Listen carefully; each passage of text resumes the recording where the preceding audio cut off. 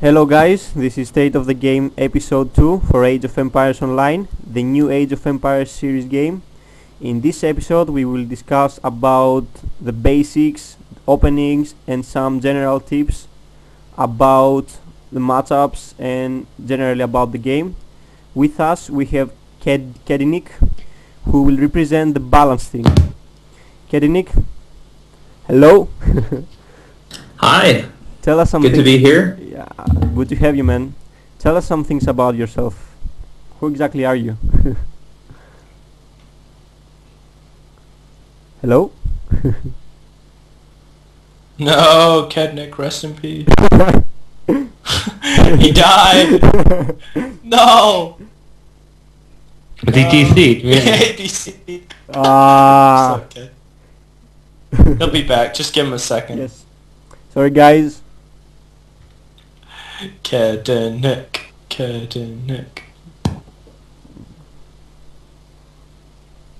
Try inviting me again. This is awkward. It says, Hello. there he is. Hey. Hey, back. man. Welcome to the I show. missed you guys. Yeah, we miss you too. So, tell us some things about yourself. Who are you? Sure. So my name's Kevin, and I love video games. I've just played a lot of them, all genres, all the time, pretty much as long as I can remember. And I really like RTS games in particular. Play a fair amount of StarCraft 2 also on the side, pretty good game. But I really like Age of Empires Online. Spend a lot of time playing it, and just thinking of ways to try and improve the game, and improve the gameplay, and make it a better experience for all of you. So that's what most of my time goes into these days. Nice. Well, do you have anything to add? Do you want to say something to the people that are Yeah, watching? I do have an announcement from the development team, and we will be resetting the leaderboards within the next 2 weeks. So, a reset on the leaderboard in the next 2 weeks. That's great news, man. That's really great news. Cool. Yeah. I So, like it. yeah. So we also have with us Zuta. Zuta, hello. How are you? Hey, what's up? So, tell us some things about yourself. Who exactly are you? Who exactly am I? That is a good question. I actually, about a year ago, I was in Kedinik's position. I was a balance tester at Microsoft. I was one of the original 4 balance testers at Microsoft.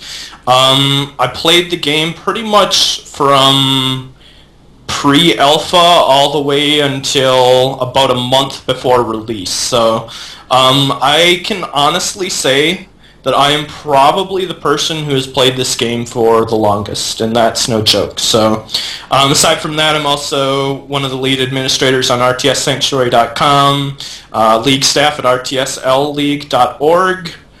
Have been playing Age games since I was 8 years old, so I'm pretty well versed in Age of Empires and the whole scene, and have been involved with it for pretty much my whole life. Great, man. So, anything you wanna add? RTS Sanctuary, great site for people that play RTS games, right? Yeah, RTS Sanctuary, rts-sanctuary.com. Hopefully when replays, RTS Sanctuary has pretty much been replay oriented, and this game as of yet doesn't really have replays, but once this game implements replays, which I'm hoping comes sooner rather than later, we can definitely get the activity going up there and get some tournaments and help launch it more as an esport through our site. So Yeah, that would be great if we get some replays. So, also I heard something about RTS League. Can you tell us some things about it?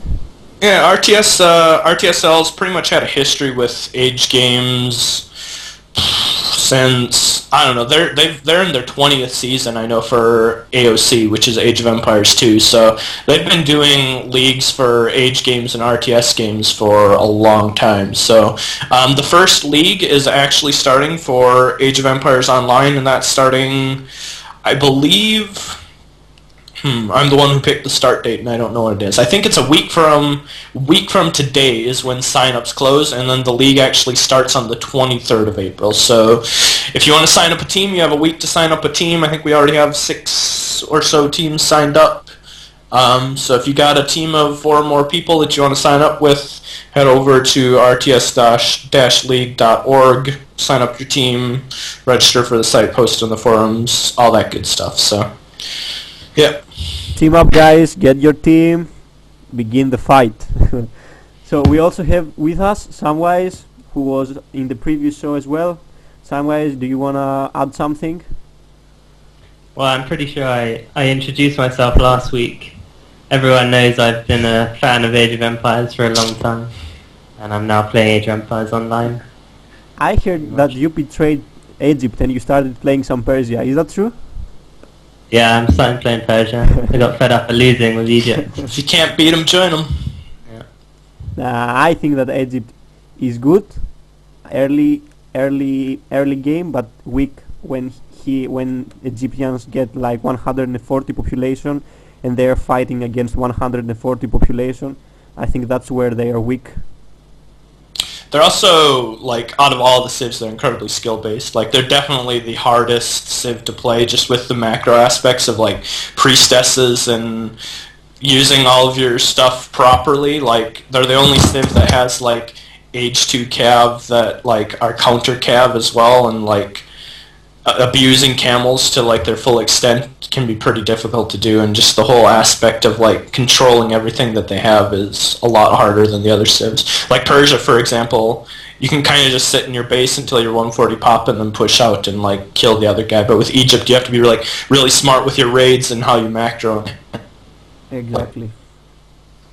So we should talk about some general tips. I think we should start telling the people that are watching some general tips that you think that are vital and people should know. So let's start with you, Zuta. What do you think that a tip that is vital? What do you think that people should know about this game? What they should do? I actually just made a YouTube video about this last night, and pretty much I broke down what I think are probably the 3 most important like general ideas for improving as a player, and they're pretty much scouting, building placement, and replacing storehouses. If you do those 3 things, you're going to win a lot more games than the average player, just because so many people struggle with aspects of all 3 of those. Sam, what do you think? What is your tip to people? I think he just broke his mic. Yeah, leave it to Samwise. Kedinik, let's go to you then. Sure. How's my mic, by the way? People in chat said the quality was not too good. Yeah. Yeah, it's like a little laggy, but I don't know. Okay, well, I'll just go for it. Aside from like the basics of producing villagers nonstop and making sure you have enough homes not to house yourself, I think what distinguishes the good players from the people who aren't quite there yet is building storehouses early and often in good locations. Because, say you're playing on the ladder, you scout your opponent's base, and they don't yet have 1 or 2 storehouses near those resources that you really need to start getting in the beginning. They're just going to be so far behind, it won't be a very close game. So starting to understand what resources you need, when you need them, and making sure you have storehouses there at a good time, really important, really fundamental. Generally, you say the less you walk, the more you gather, right? Mm-hmm. You hear it, guys? The less your villagers walk, the more they gather. So build storehouses near the resources and save some time, earn some resources. Okay, right. You can hear me now? Yes, we can. Yeah, welcome back. Alright, okay. Okay, so what was the question? I couldn't hear anything. If you want to give some tips to people that are starting the game, but they have problems at the start, what tip would you give? Like a general tip. Okay, so I think the most important thing in this game is economy. So you basically want to make sure you get all your storehouse upgrades as soon as possible. Make sure you get the either berry or hunting tech in age 1, whichever resource you're gathering from. Make sure you keep constant vil production from your town center. Make sure you don't get house popped too much, and you pretty much should be good to go from there. Make sure also, another good tip is to use the camera rotation hotkeys to make sure that your wood villas are gathering from not carting the wood from a long distance, because sometimes you can't tell from the standard camera screen. Yep. If I wanted to give a tip, I would give a general one, like not a specific one. I would say that every time you're starting a game, you have a general idea what do you want to do and how you're gonna react to what you see. For example, you should know what to do if you see the he thing, and you should know what to do if you see the psi thing. So generally, you should know what you're doing. Yes. Yeah. So a good one of the important things is scouting as well in general. Like make sure you try and keep your scout alive as long as you can, and have it run through their base. Check what military buildings they have every now and then, and you should know in your head when you see something how you're going to react to that. Yeah, and I would just like to comment as one example. In the PvP forums right now, there's a thread about the Celt Slinger feeling pretty strong against Greece if you just mass them, and that's all you do all game long. And that can be strong in certain situations, but definitely if you're Greek, you scout your opponent right when they go to age 2, and they have nothing but archery ranges, no army yet. If you react to that by building 2 stables and sending Sari at them, and they don't build any infantry, I promise you it will go well if you play that situation well. And that's a good example of, hey, they're building a lot of archers, they have nothing to back it up, Sari countered them pretty hard, I'll go for that. Yep, Exactly. definitely agree. It's really good to know when to pressure. It's really good to see the situation you're in and try to react as best as you can. Guys, you gonna add anything else? Anything that you think that is? There's people talking in the chat. They're saying how much villager population do you generally stop at? I mean, I'm not 100% sure on this yet, but I've been usually stopping around 70 to 80 vills in the late game. Yeah. I feel like having 100 vil pop is a little bit too much in this game. Yeah. Sometimes And that's 80 vills including caravans, yes. Yeah. So like 60 normal villagers and 20 caravans. Yeah. I also agree on that, but sometimes I make like 100 and 100, 120. I just click the button. Yeah. Yeah, I agree. You know, I But think it's very... Yeah, go ahead. I think it's good to make workers till you're maxed. I mean, if you're not maxed, there's no reason for you to stop making workers. But if you are maxed, you can use some workers just to go and build random stuff, build some walls, or take, for example, 20 workers and push with your army and build like 2 forts or 2 castles outside of your opponent's base. Yeah. I mean, honestly, as long as you have enough to stay max pop in late game and constantly be replacing your army, you don't really need to make any more villagers. Like, if you're just stacking resources, then you're probably making too many villagers. Yeah, you want to be optimally using every single resource that's coming in and not having any stacking. This is like really late game. So if you're finding having a lot of red stacking, it's fine. Just delete some of your villagers to free up some more pop. Yep. Anything else that you think that people should know? I do think one tip that often works pretty well is to build production structures more forward on the map as the game goes into the very late game.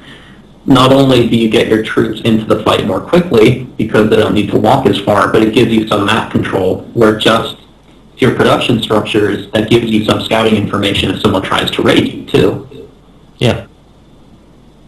Yep. Maybe we should answer this question as well. Ozone Fire says, hey, can someone answer this? How do you micro during battles? I often see pro player streams, whenever they're fighting, they select the enemy army and just start clicking everywhere, and it's way too fast for me to see what they're actually doing. Okay, so basically micro is... Well, first of all, you need to know which units counter which units. So you basically... I use 3 control groups for my army, Number 1 is for ranged, 2 is for melee infantry, and 3 is for cavalry. And you basically want to make sure you position your units so they're hitting their counters. And then once they're in the right position, you attack move. And from there on, I generally like to drag little boxes on my archers and micro them onto the correct units to take out their counter as quickly as I can. Yeah, And reposition your other units if you need to. Yep. I also think that it's really good to have separated groups of units and try to flank your opponent. It's easier to just counter their armies if you flank them. For example, just keep if you have 140 army of 50 swordmans and 50 slingers, make one group with 30 swordman, 30 slinger, and one more group with 20 slinger, 20 swordman, and try to get that group behind the enemy army so you can kill their archers. Sandwich them in between your army, yeah. Half of micro, honestly, is just unit positioning. Their attack moving is really efficient in a lot of situations. It just comes down to having your units in the right position to correctly hit the right units and always be attacking their counter units. Yep. I do think, though, that attack moving archers tends to be fairly inefficient. Yeah. Yeah. I mean, the only time you want to be attack moving archers, in my opinion, is when you're hit and running. When you're actually in a fight, you want to be dragging, splitting the fire of your archers. That should be your main objective, in my opinion. Yeah, I agree. Yes. And also, it's really important while you're fighting to remake your units. Don't only focus on the battle, but half of the battle is won by the reinforcements. I mean, if you have some really good reinforcements coming in, then you will probably have better chances winning the battle. Yeah, definitely. Yeah. And that helps if you have... Go ahead. I was just going to say, it helps if you have control groups for your military buildings, and you can hit the number and hit the hotkey to train the unit, and you don't actually have to you don't have to move your screen away from the fight. It makes it much easier to add reinforcements that way. Yes, that's really true. Yeah.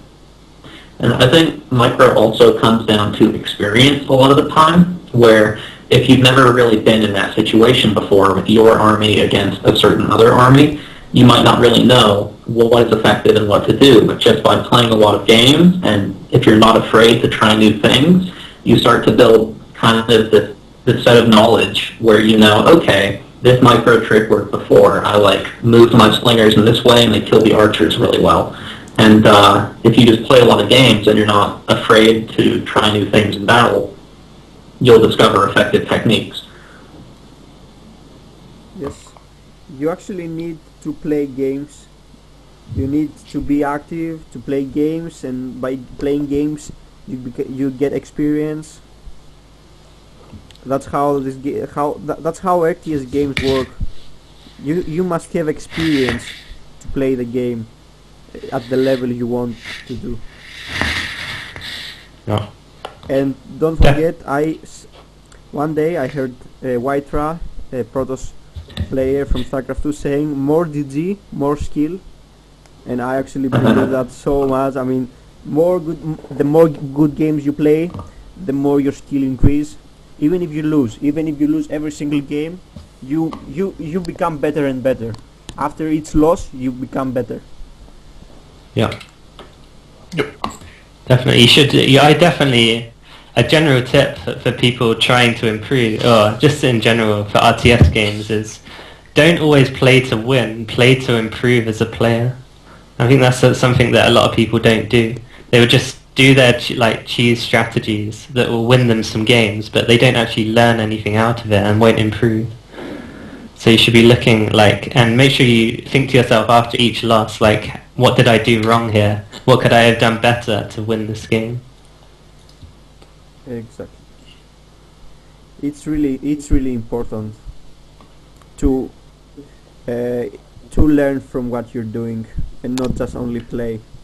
Yeah, like don't me included, and a lot of other people like to just blame certain things when they lose. But really, you just need to look at it more look at it realistically and think what you could have done better to win the game. It's not always just imbalances that make you lose games. Yes. What do you think is the most underrated race in the game at the moment? Underrated? Yes, Like as in terms of what? I think Egypt is hard to play, and so even though I think they lose a lot of matchups, I think they're incredibly high skill based and people don't fully understand how to use them. Yeah, that's definitely a big problem with Egypt. Is they are by far, I'd say by far the hardest civ to play, and a lot of people have such a hard time with it, and then they just claim that they're underpowered. Like really, they just got higher skill cap. Like for example, when I play Persia, if I play Persia against almost any Egypt player aside from Sam, I pretty much win with like a 90 pop timing push regardless. But when I play Sam's Egypt, I actually struggle to win. I find it very difficult, and honestly, I think it's not necessarily because I think he is a better player than me, but I don't think that if Persia was truly overpowered that, I wouldn't just like roll over him. So, I think when you have Egypt in the right hands, they can still definitely be very strong. My opinion of the most underrated civ would be Greeks. It's because I think they're possibly on the same level as Persia right now, but it doesn't seem as if many people play them. Everyone's playing Persia and Celts that I play with.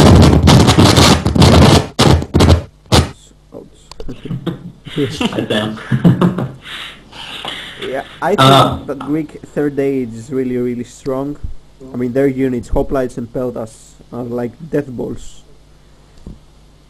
I mean, if they... What's your opinion, Kedinik? Who's the most underrated civ? The Celts seem underrated to me right now. Just how strong they appear to me compared to most people's opinions about it on the forum, they seem underrated. Okay. I think the way that they play is different enough from the civs that people are used to that they're having trouble adjusting to the new tools available to them. And, it's entirely possible I'm wrong, and maybe civs aren't as good as I think, but they're probably the most underrated, I think, right now. So now all that we need is for TheMistaa to say that he thinks Persia is underrated, and then we've all said a different civ and the game's completely balanced. No, I also think that Egypt is underrated. I mean, Egypt is really, really strong, but I think that with Egypt there should be like a fast 140 pop, keep some pressure on your opponent while he's not maxed out, and get third age. But the thing is that when you get third age, you logically think that you have chariots, but chariots are so much pop. They cost like 3 pop, and you won't have a pop efficient army to battle against 140 army of your opponent. What I wanna say is like 10 chariots is like 30 archers, and 30 archers win 10 chariots in a must fight situation. For example, if the Persian is pushing you. So I don't know how good chariots is at the moment, because I feel that they got nerfed a lot. Yeah. I personally feel like chariots are really good for raiding, really good for kiting certain units, but not necessarily the go-to unit that you want if you're preparing for a big fight to keep yourself alive. And I tend to have the most trouble against Egyptian players who keep me off balance with camels while going to a semi-fast age 3, and then they start building their war elephant count as soon as they safely can. And it's hard for an Egyptian player to do all those things correctly, but I think it's very powerful when they do. Yeah, I think back when PvP was had gear, like the chariot archers were very good because of all of the range boosting advisors and attacks that they could get. Yeah. And they would just be able to outrange any unit in the game and just hit and run them until they had worn your army down enough they could just straight up engage and win the fight. But right now they don't. I don't think that they outrange much in Age 3 in terms of archers and like peltasts and things. So it's not as easy to pick off units for free anymore. And seeing as they're quite expensive and cost a lot of pop, it is really hard to get a big number of them. And they die really fast as well. I mean, they used to tank, but now they die like at a glance. They just, while they're alive, then suddenly everything dies. They're really weak. They were definitely. I'm pretty sure it's just like what Sam says. It's like all the, like if you remember back then, they had a range upgrade, they had like a damage upgrade, they had like the boots that you could put on them that like made them like super fast, like all over the map running around. You had that bow that could give them like an extra 12% range, so they could just like kite every unit in the game. I'm pretty sure they like two-shot villagers as well. Yeah, so. they were just like insanely good, but it was more just like archers on a whole were insanely good, and Egypt at that point was just really good as well, because mind you, back then there were the power-up boosts that you could put on the staff that Egypt got that no other civ got in the game. So like their economy was just like even more through the roof than it is now, and like just their ability to get to that point where they could mass up chariot archers came so much earlier in the game that it was just like really hard to deal with. Yes. Yeah, I agree. I remember those chariot spams. Yeah. It was funny. Just a move and go drink a coffee and you would win. Yeah. Okay, so what's the next subject? Yeah, let's talk about the Celts. It's a new race, right? I mean, have you all of course played Celts? Kedinik Yeah, I played the most. So, what do you think about Celts as a race? About their units, about their lack of cavalry at the Age 2, the snare thing that they have, that they cannot be snared. What do you guys think about Celts? Who's gonna go? What? Who's gonna have a go at that? I think Kedinik should. He's probably played the most Celts and has the most insight into what Celts are as a civ. TheMistaa has been playing a fair amount of Celt on his stream, from what I've seen. Nobody want. All right, I'll go first then. I'll man up. I'll take the bullet. One thing that I don't like about Celts is their lack of cavalry in Age 2. Like that just feels really awkward to me. And yeah, they have like all of their units as a result are slightly faster, and then they have infantry that can't be snared. But it still feels like to me at times like they just lack mobility. And even in Age 3, like they've got cav, but there's a single cav unit that comes out of the stable. So it's not like the other civs that have at least 2 different cav options from the stable. They have a single cav option in Age 3. And like stables are expensive. You can only build them in Age 3, so you can't like build them in transition or like prepare to build them early. It's just like, I don't know, just something about it feels awkward to me about their whole cavalry situation. I'm not quite sure what it is. I can't really put my finger on it, but something just doesn't feel right there. Some? Yeah. Yeah, I mean, I kind of agree with Zuta. I haven't played around much with Celts, but I mean, I really like having cavalry in Age 2. It just feels like you can create so much pressure with them, and it's just not the same with longsword. You can't do the same kind of raids and get away with it. It works to an extent like against Egypt, who doesn't have like a true archer to like punish the longsword, but honestly, like, I mean, I played against Mistaa's Celts a couple times yesterday, and the rating is pretty much non-existent with bow civs. Like, I just camp 3 bowmen on each of my spots where I'm gathering, and he's pretty much completely stuck to sitting in his base and hoping I push out and he can get a good surround on me. Yeah, for sure. I tend to feel like the Celts are very powerful, very fun, have a lot of good tools available to them, and just, for instance, the Spearman, nothing else can really catch him except for the things that he kills. He can't even be snared if you like lose track of him and he wanders into some passes. He can still walk away with the snare immunity. I don't know, I had a lot of fun playing them. They definitely play differently than the other civs, but like once I got used to it, I thought it just kind of felt really good. Just for instance, like if someone is leaving, say, 3 archers at this hunt, 3 archers at the tree line, 3 archers at another hunt, you can probably just take 6 or 7 swordsmen that I bet you have by that time and go kill those 3 archers pretty well. And they can't run, they'll probably get a few villagers, like, you know, and without getting too hypothetical, I tend to feel like the Celts are more mobile than most armies because the units that can kill their fast infantry and archers die to spearmen, and nothing else can really catch you if you choose to flee, engage somewhere else, or the army is smaller. The way they age up a little bit faster and in the long run cheaper than other civs, I think helps quite a bit. I like them. I like them a lot. I enjoy Persia a little bit more, but not by much, and Celt is actually my second favorite civ.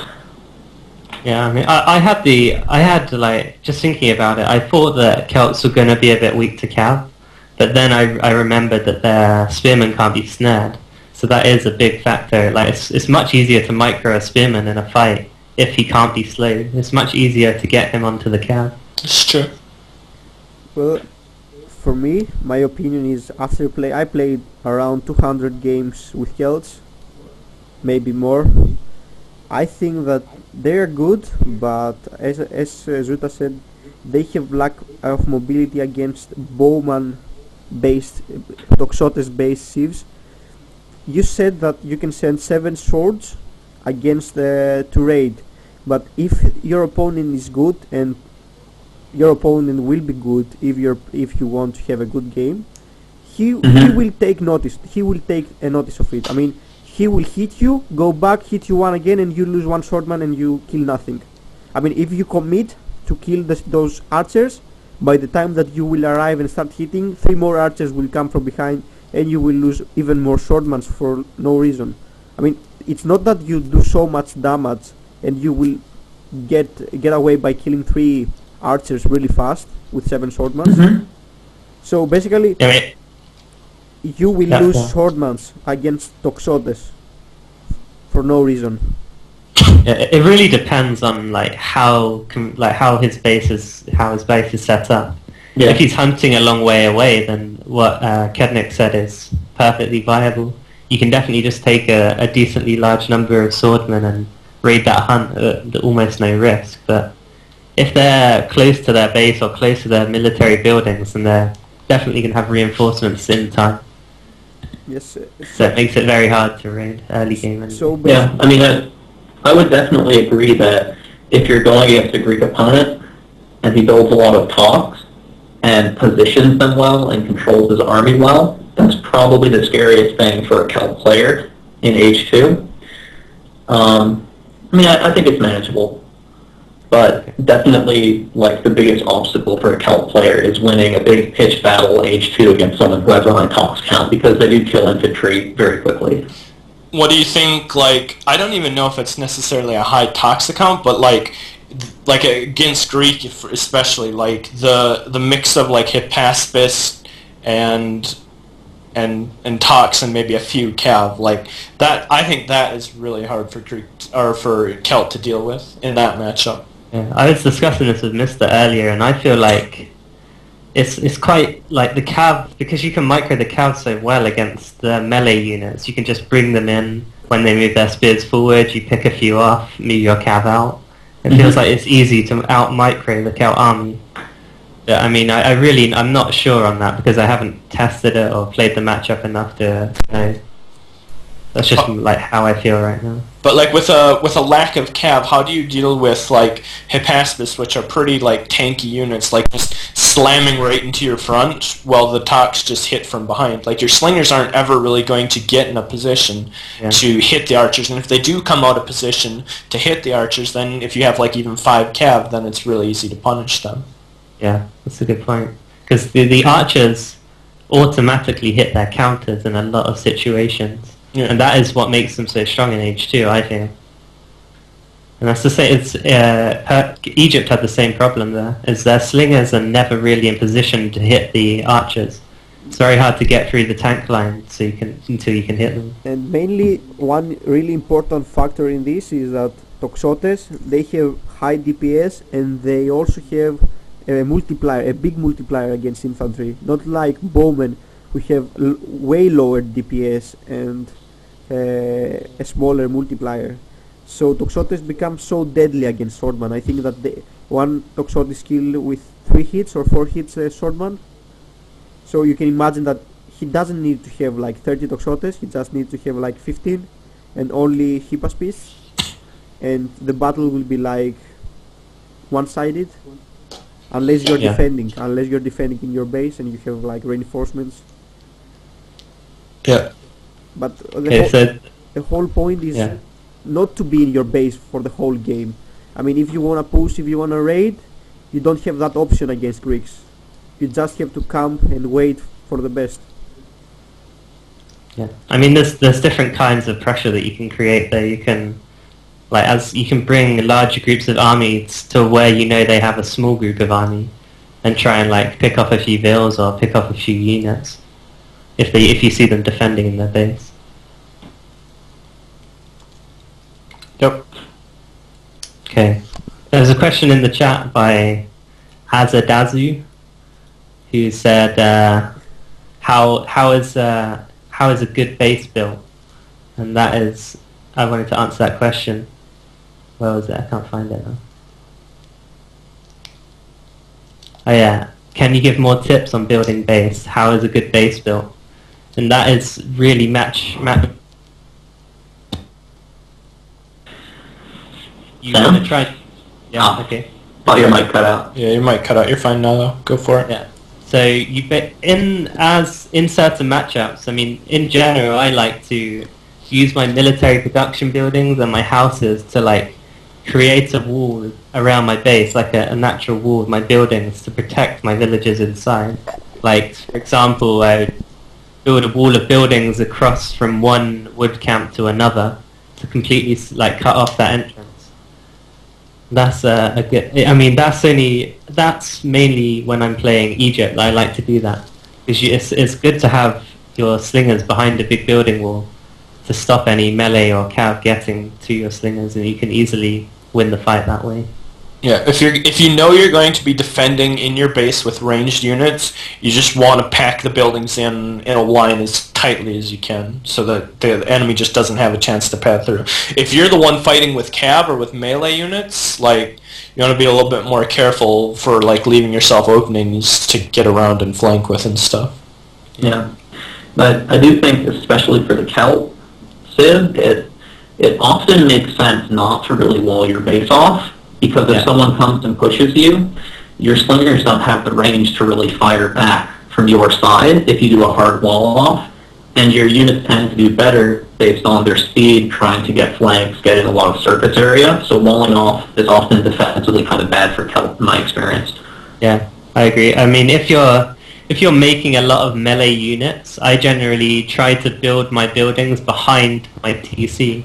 Because if they come and push into your base with a big group of archers, they can abuse your own buildings to make themselves win the fight. They can just jam their archers in between your buildings, and it's impossible to get a surround on them.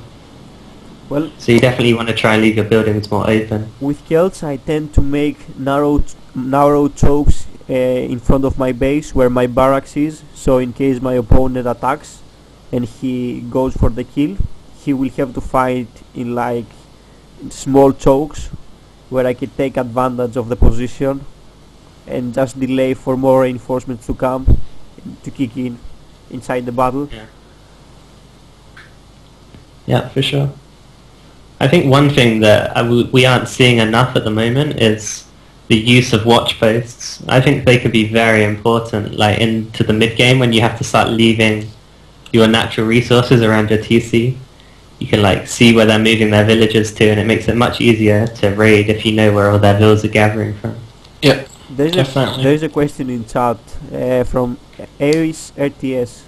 My question is related to Greek vs Persia. Persians go as a bowman, but what is better for Greeks to survive at the start? Barracks and stable, or barrack and archery range? I would say that it's better for me to go barrack and archery range and keep a defensive position inside your base, like spread your spearman in front and your archer from behind to some points to counter the raids, and try to get a decent third age, because at third age Greeks have a really big advantage against Persians, I think. My opinion on that is, if you see the Persian going cav and bowman, I would go stable and barracks and make a few hypers, mainly spearmen, and the cav, the Greek cav, what are they called? Sarasophroi. Yeah. Sam and I played that matchup like maybe 10 times within the past 2 days, and each time that the Greek player won was when they would go infantry cav with very few archers, actually, surprisingly, in that matchup. Because the archers are useless against cav and archers. They don't counter anything. And it's basically just giving the enemy cav a counter. Yeah, and then if they're making infantry, they're likely just going to be making Sparbara, which have high range resist anyways. So yeah, attacks are strong, but they don't you can just make Hippospist instead against if they make Sparbara. But I agree, if you want to be aggressive, you're going to do this. But if you want to play defensive and get third age, then don't you think a good wall in your base and archers from behind with spears would be better? Yeah, it would be. For sure. I think it can be hard to get to H3 though. Yeah, I mean, it really depends on how aggressive the Persia's being. Because I think if the Persia's being in your face aggressive, harassing your builds, seizing some of your buildings, I don't think you're going to get to H3, honestly. It's pretty map dependent as well, resource dependent. Yeah, I think the defensive style that TheMistaa described can be very effective, but especially if you have a second gold that you can realistically secure. But if your next gold outside of your base is too far away, it's very likely they can just keep the pressure on, and it'll be hard to ever get that next gold mine. Yeah. And there's someone said in the chat that the problem that he has is his spearmen get picked off so quickly when he's trying to fend off the cav. And that's what I don't like about that combo, is the Persian could just move his cav forward, not even attack, but force the spearmen to come to the front of the fight. And that makes the bowmen automatically hit them, and they kill them so fast that you can easily wear down their numbers. And then when the spearman count is low enough, you can just go all in with your cavalry. Hello?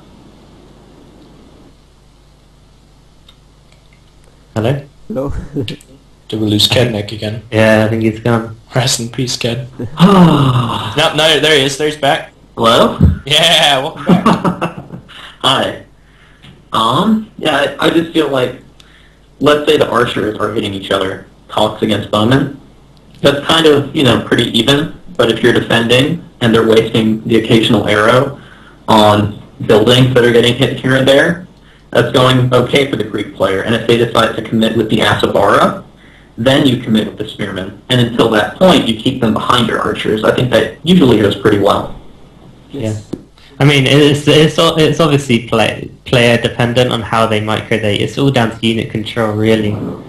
But my point was, it feels a little bit easier to micro the composition of cav and archers against cav and spearmen, against range and spear. Yeah. You can just dance your cav back and forth in front of his archers because you have range resist, and the spearmen are going to come forward and take shots from your archers. It's impossible to avoid. I mean, it really depends on where the fight is as well. If you're completely behind a building wall, then obviously the cav won't be able to get there. And you can probably defend quite well just with the archers. Yes. Yeah. Yeah. I mean, those definitely seem like two good ways to play to me, though. Defensive, heavy talk, some spearmen until H3, or cav infantry if you just want to do your best to kill them in H2. It really depends what you're trying to accomplish in the end of the game. If you want to get to H3, then you definitely want to play very defensive. But as we were saying, it's map dependent. If you have enough resources behind your TC to do that, then fine, go ahead and do it. But I know some maps you're going to have to go past your TC to start gathering food and coin as soon as your natural ones run out. And then it makes it very hard to gather reds if you're under pressure. There's someone in the chat who says, "What's the best time to upgrade your units?" I mean, I'm sure he means the armory. When do you get armory upgrades? I don't really have like a standard time to get them. I mean, to be honest, the main time I get them is when I'm pretty low on food and have a bit of coin and wood extra. I would generally just drop an armory and start getting the upgrades, just to balance out my res a lot of the time. But I mean, I would say I'd say around when you're at 100 pot plus is when I'd start getting the armory upgrades. I mean, getting it before then might just put you behind in the unit count, and you might just lose to a timing push. Yeah, you definitely need like to prioritize units over upgrades, especially when you're like under 140 pot. Because units train so fast, and it's like so easy to fall behind if you just like skip production time to make upgrades instead of units. Yeah, it's hard to like in any matchup, any map, say, oh, this is the time when you do it, because so much depends on the layout of the map and the flow of the game and, you know, how the fights go. I think in general, when you feel safe and you feel like you have some sort of... We lost him again. I think what he was going to say is when you have an advantage, is you should build your advantage. Yeah. Like, like for example, if you win a fight, you don't take a fight and you've got, oh, there goes Kedinik. Say you have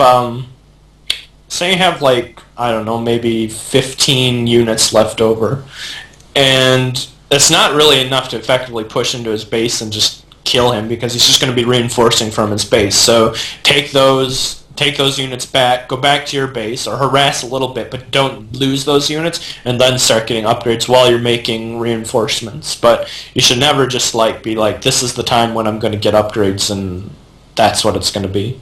I mean, it's like the StarCraft 2 mindset. When you get an advantage, don't rush to finish the game.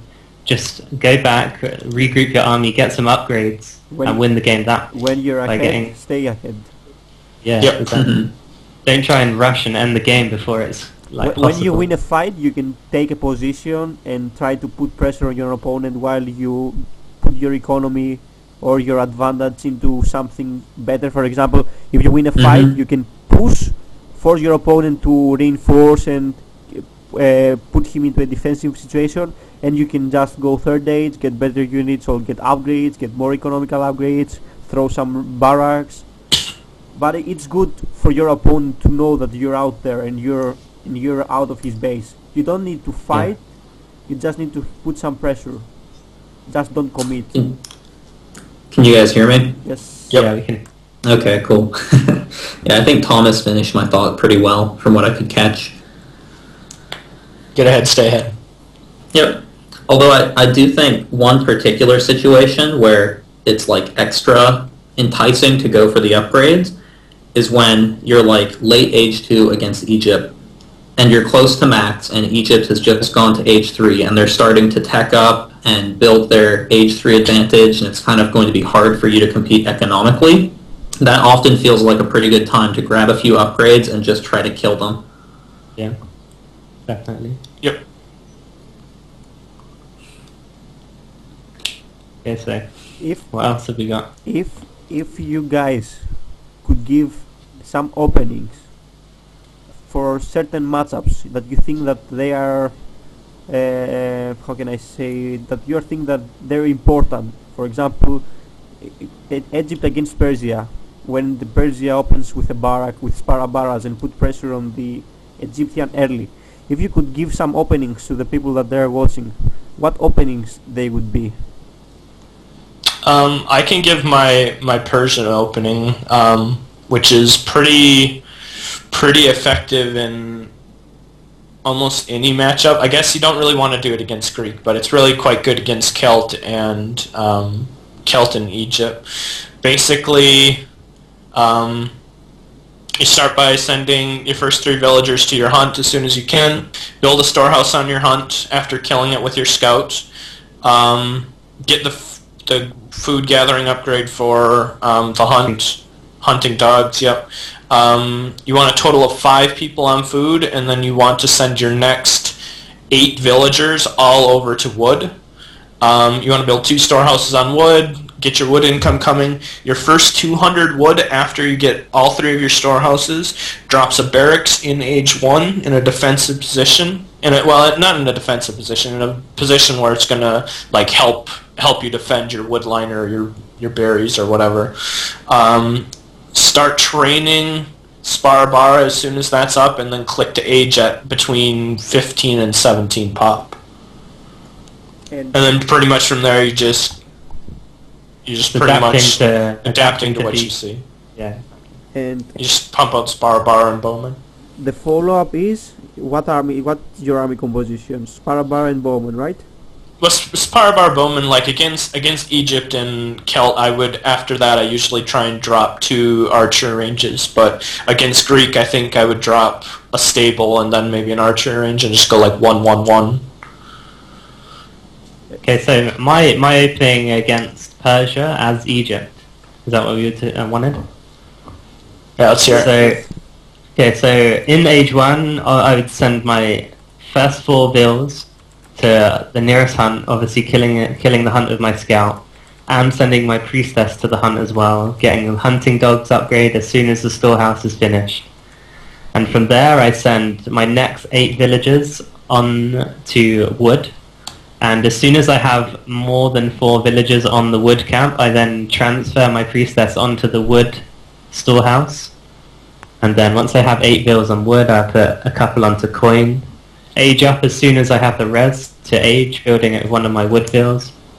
And I generally drop a stable as soon as I hit age 2 against Persia. Unless I scout that they have a really early barracks and they're playing really aggressive with spearmen or Sparabara, I mean, but generally the Cav do very well against the Sparabara, so it's not really a problem. It's not viable for Persia to really push out. The only time you can push out with like an early Sparabara harass is if they make the mistake to start barracks. Yeah. But otherwise, like the Sparabara is just going to come into their base. They're just going to move their villagers, and then you're going to have nothing to defend against the first cavalry. The most the Sparabara can do is make you move if you're gathering on a far hunt. They can make you move to either a different hunt or to your berries. Yeah, and that hunt's already pretty much gone. Yeah, which is true.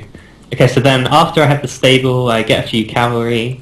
I then try to look for places to raid if I can get some decent raids in, but usually there's some units protecting their wood and food. So from there I'd like to add about 4 to 5 barracks and obviously make the counter army to what they're making. So if they're making Sparabara and archers, I will make a decent amount of slingers, as much cavalry as I can get out, and a few axemen. And that's the main way I play that matchup. And I think that the key is to try and keep vision with your scout just outside their base so that you can see when they're moving their army out of their base. And I take that opportunity to run through their base and try and harass their wood villas or their coin villas. And it really throws them off when they're trying to make a push. When I play Persia against Egypt, I definitely prefer the Sparabara Bowman style. I put my initial villagers on berries. The first villager that comes out of the TC goes to build a lumber storehouse. And as soon as I find a hunt with my scout, I grab one of my berry villagers and send him to build a storehouse at the hunt. As soon as the lumber storehouse completes, grab hunting dogs.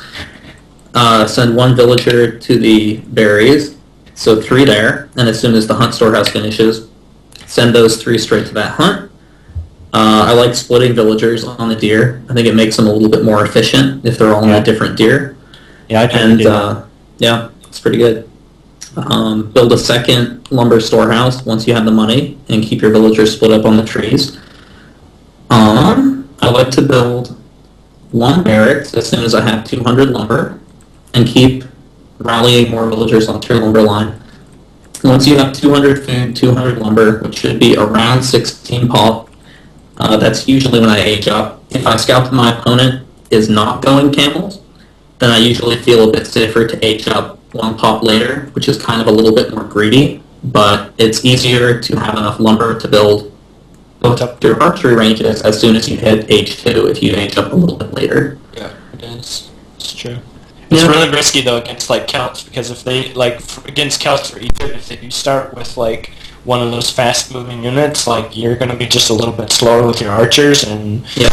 then then you can be in all sorts of trouble. But Yeah. I do the same thing. Like sometimes I even aim as late as like 18 pop, like getting super greedy, and like, because it is good, because you can like your economy, just the setup for your economy is so much better when you get to age 2, and like you can drop like everything at once, get all the upgrades all at once, like never be housed, just like everything feels so much better when you age like 17, 18 pop. But I would say 16 is...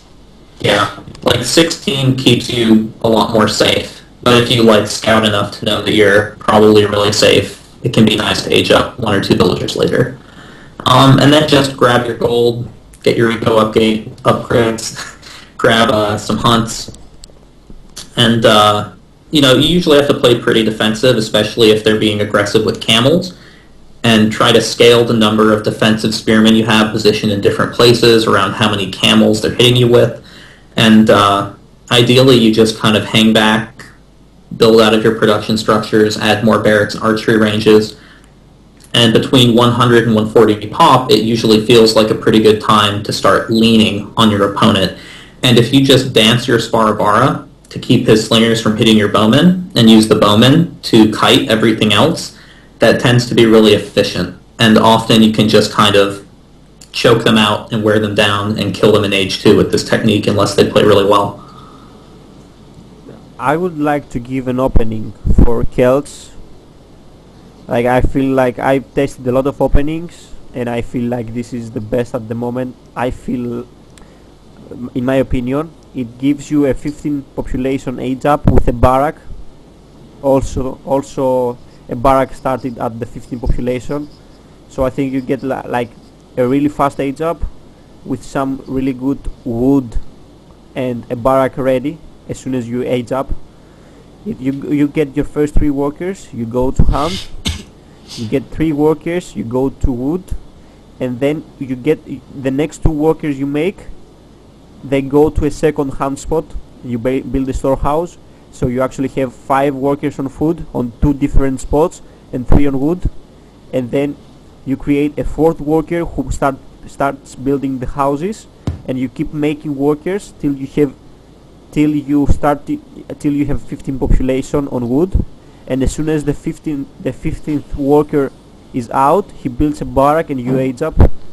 It's like if you do it right, it will be like you will have like 30 food extra, maybe 50 if you have some good hunt spots, really close hunt spots, and then follow up with a barrack, follow up with either a second barrack or 2 archery ranges, depending on what you scout. I feel that's for me, that's the best opening for Celts. I mean, really what it comes down to, like everyone said it in their openings, is like scout. Like you have to scout, you have to know what the enemy is doing, and based on that you make your decision. Like you have to know what the enemy is doing. Yep. Scout. Workers. Non-stop production of workers. Scout, build houses, make your army, defeat your opponent. That's our goal. So guys, do you wanna add something that you think that should be mentioned before we close up?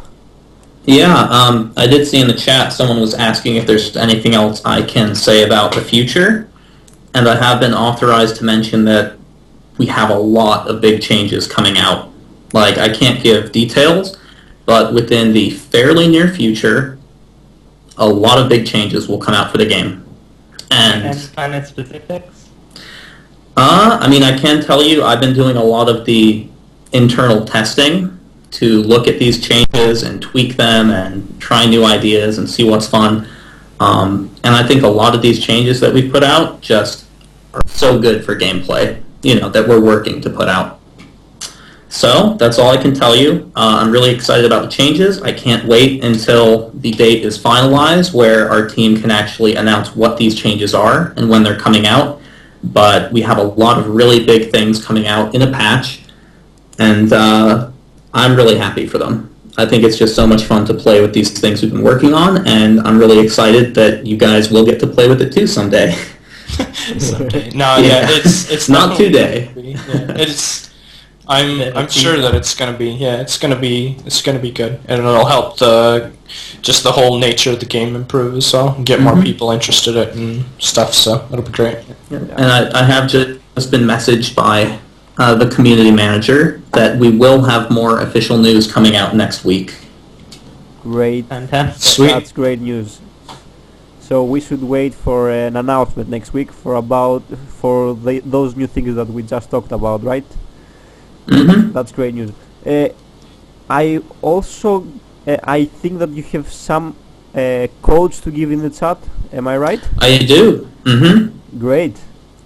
So I'm going to post 2 codes in the chat, and each code will unlock the Celt Civ for Age of Empires Online, and whoever is the first person to enter one of these codes into Age of Empires Online and add Celts to their account, they get to keep it and use it. So whoever has the fastest fingers.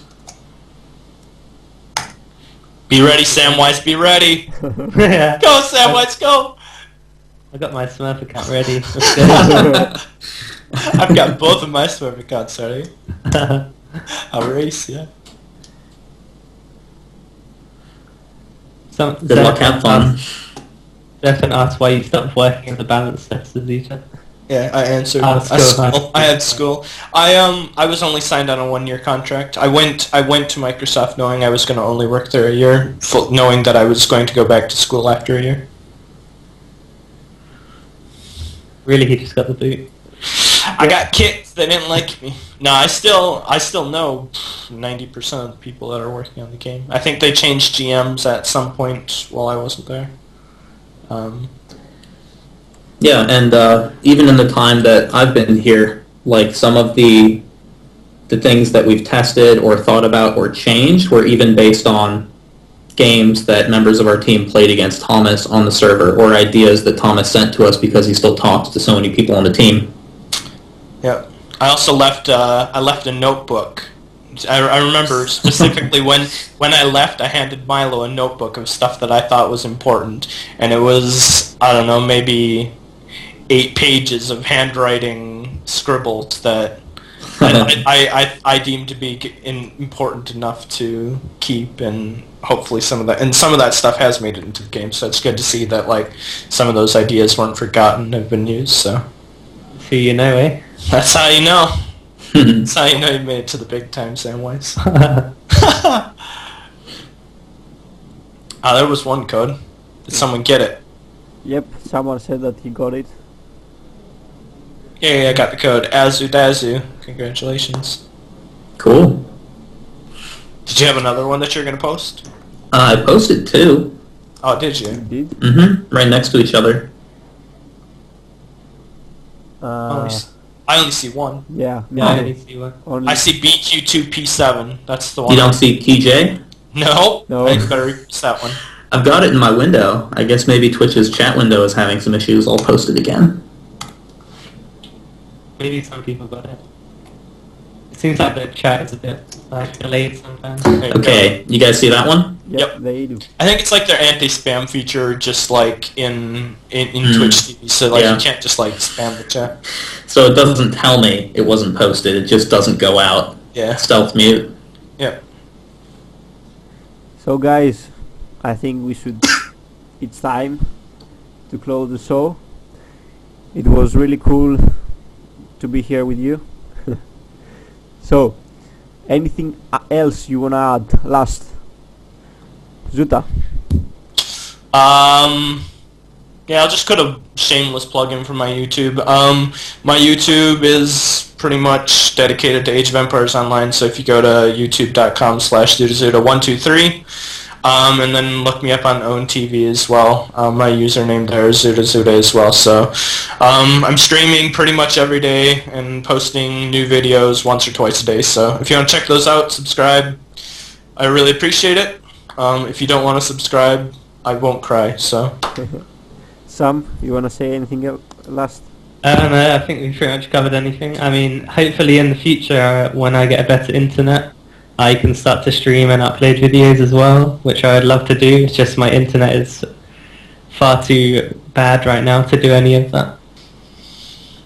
Kedinik, anything else last before the close? Thank you for having me on. It was It's our a lot pleasure. of fun. And, we didn't actually end up talking about the balance patch today.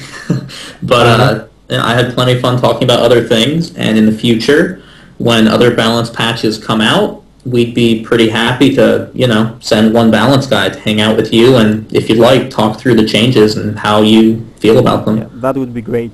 I mean, That'd be this is meant to be a weekly show. I mean, I'm sure we will be for the episode 3 next Friday. So guys, be here around the same hour. I will make an announcement in ageofempiresonline.com, the forums of the site of the game. I want to say you should support the streamers. When someone's streaming, you should watch. I mean, it's good to see good players playing. I mean, it only does good to you. So support us who stream. Watch our videos. I mean, it's not that big of a deal watching a video. So, guys, good night. Have a good night for the European guys, at least, because I think that US. What's the time there? On America? It's 2 p.m. over here on the West Coast. 4 o'clock in the afternoon. Yeah, it's 12 o'clock in the evening here, so it's quite late. So guys, see ya.